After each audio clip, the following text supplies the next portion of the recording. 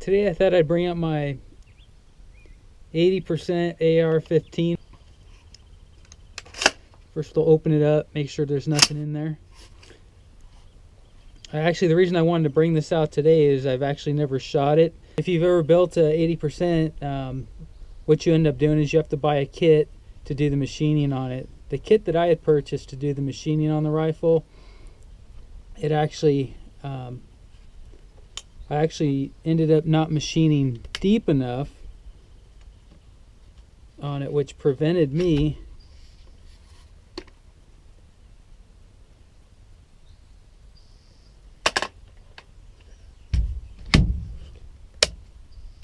so when I did the machining on it, first time I had taken the rifle out, I was able to cock it and fire at one time.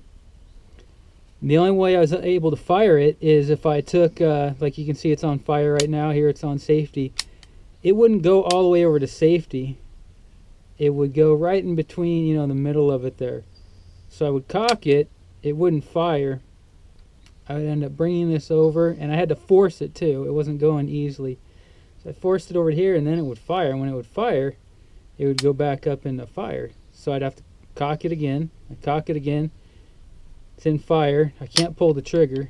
It's unable to pull the trigger. So I had to bring it up halfway, and then I'd be able to fire it.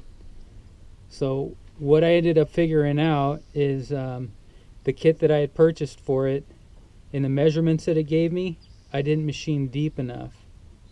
So I ended up machining probably another 3/16 of an inch deeper to be able to get the gun to work. And actually, this is the first time I brought it out since then. So I've actually only been able to play with it,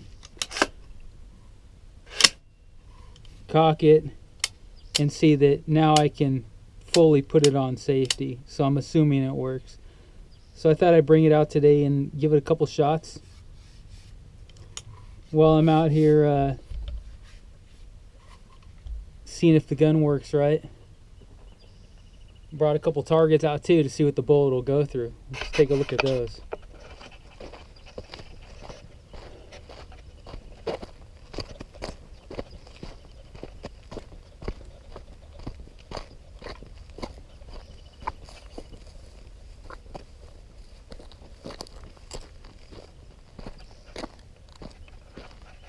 Here's the first target I'm going to shoot at. And then after that, I brought out a brick. See how it goes through the brick, and then brought out a piece of 5/8 thick steel. See what it can do to that. And then the last target, I put 4 of those bricks together. We'll see how many of those we can go through. So let's check that out.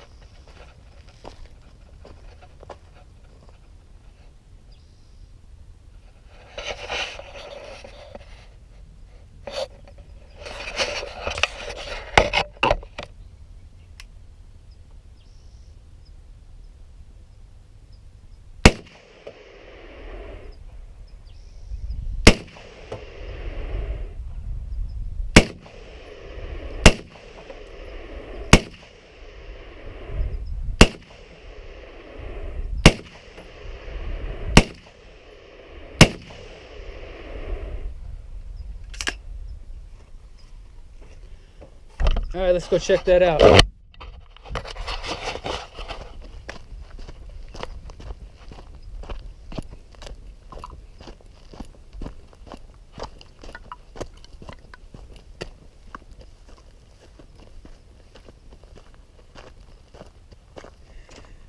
right, looks like I was hitting low, but I grouped them all together. All right, next I'll go ahead and give you guys a close-up, and I'll shoot at the brick here.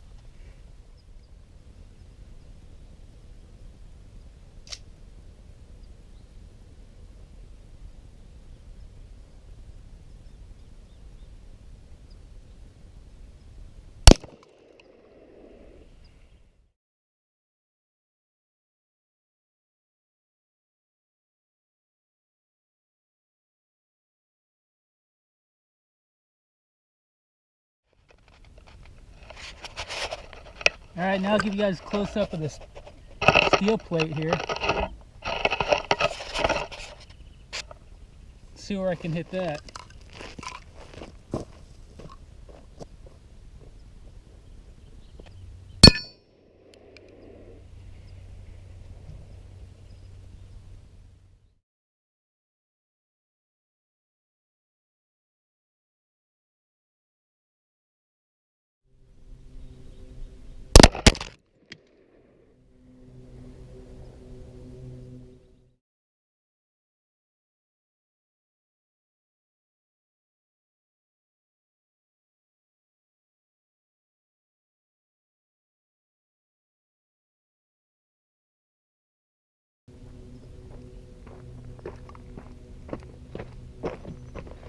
Alright, so move my camera back.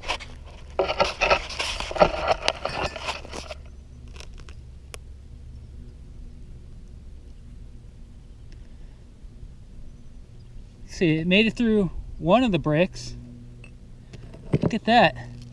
It only went through 1.5 of those bricks when it went all the way through that piece of steel.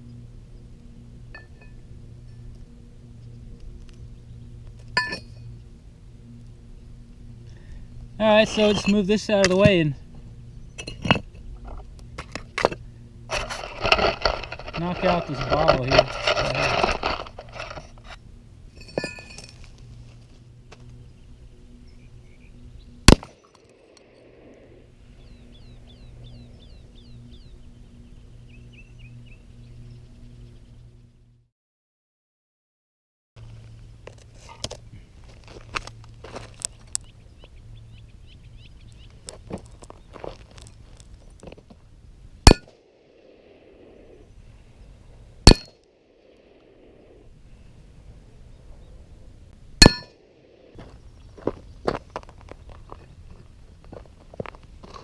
You go, put another hole in it. This one here, I hit it when it was laying down, so it kind of went up, but still, look at how deep that went.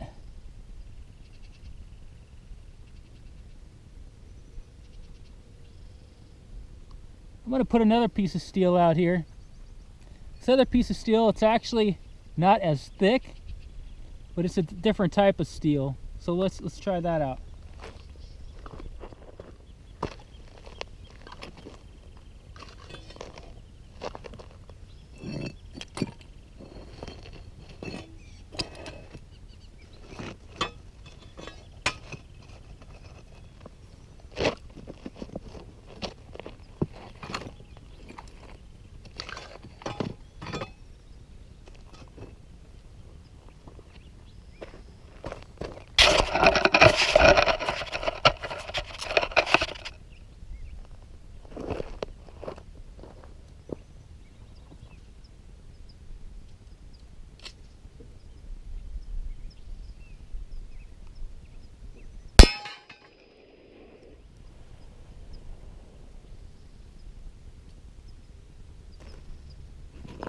Okay, see, it didn't go through this one, it just hit it. Like I said, two different pieces of steel, even though this is thinner, it's a different material. So let me give you a shot from the front there.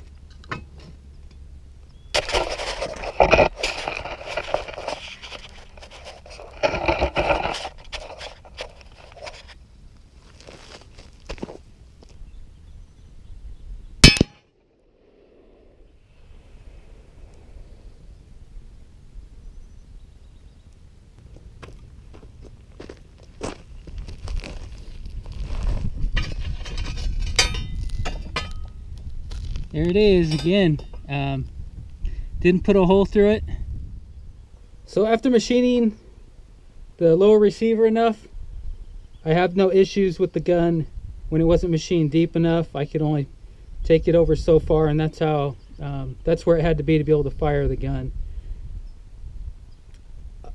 As for the accuracy of the gun, it's dead on. I can't complain for a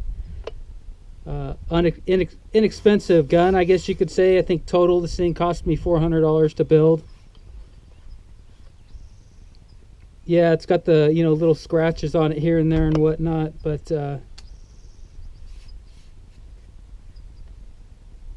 it doesn't affect the accuracy of the gun.